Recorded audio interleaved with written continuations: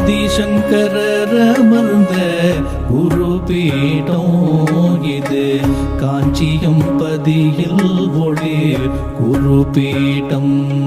அதில் ஆதிசிவன் தான் விரும்பி அருள் பீடம் இது அகிலம் புகழும் ஜெகத் குரு பீடம்.